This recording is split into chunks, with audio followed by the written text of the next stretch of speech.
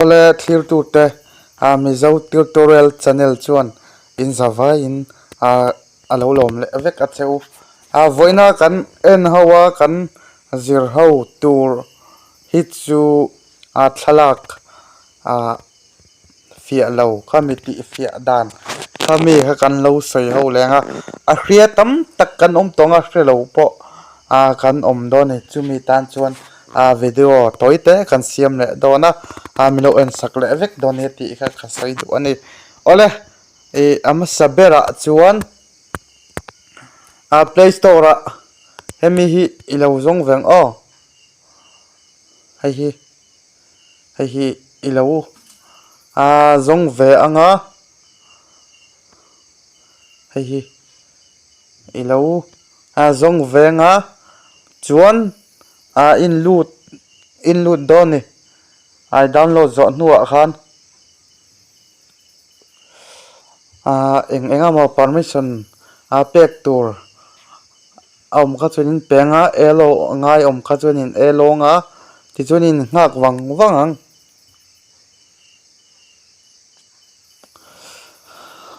ti hian oma photo le video kha ti thaya hemi tiang hi Now it's my turn. Sing, sing, sing, sing, sing, sing, sing, sing. ti chunin kan x mayang ti khana ni ta Thlalak Fiah lo kha chun kan kalang hei kanau pan lai Thlalak ani kanau pan lai Thlalak hi ana china khavala chopa chumi chu kan azernan kan mangdon ani ole ga metanga ti chune tian lo ta hei ama sajok hi hei ka metang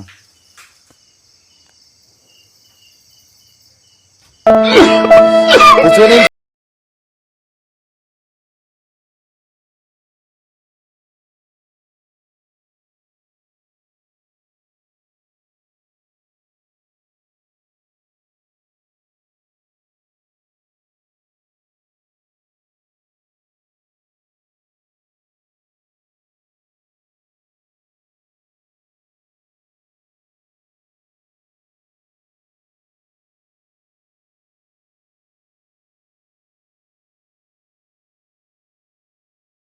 hemi po hi anlo khuisa chumi chu karon bo zui ni ti kha mino hriat sak vele don nia ole azauta kan x anga chuan ei kan en le logang hei h true tiom hi fakna omlo ang boina thei to ma se leyanga ya mi har sa te kan nia kan lei thei lowa chu wang chen fakna hi kan en zo sham thin don nia ti kha kan soi vele lo kan ei chu ti chuan kan x to hi ti khan nia before le after ti na ta helama ka veilama in thai phei chuan before ania Fiah lawa ti hian ka ding lama ka veilama ka thai phei hian hei Fiah dewa kalak na rei to lutuka duang takin Fiah fel fight hei lawa in lo hriat thiam angai hei han enula kha khania hei tlemina Fiah de uringot thimo kha khania nang ni chu tun lai chuak te nianga Fiah lo de Siam rem nan in mang thin donia ti kha khasoi du ani ole kan save anga save dan kha helai dinglam mi download lem te hi in munga fei ka ko te hi hemi hi in metanga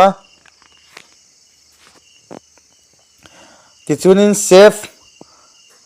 watch and h ti hi in munga tainin met leang tain point fakna omle dona chumi chu kan en leang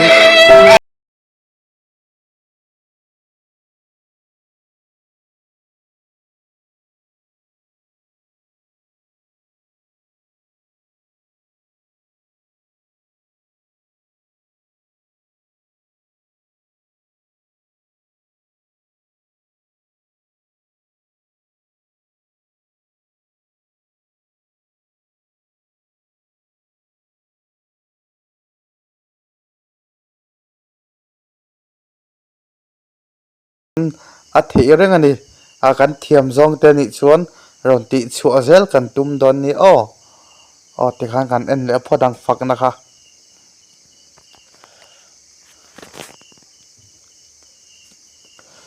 dong na fia fel fai a thei to lo ka Thlalak kha a lo rei to dawa ka no pan lai a mi ni to wang khan a tlemin a fia deuh hlek chau doni kema kha chu ole kan x le ang ole a galleria tikhan ain safe ta khati zong kha a zanina kan ti thei a te chu lo ni le ta sela in zawa in a mutui a mangtha le vek ule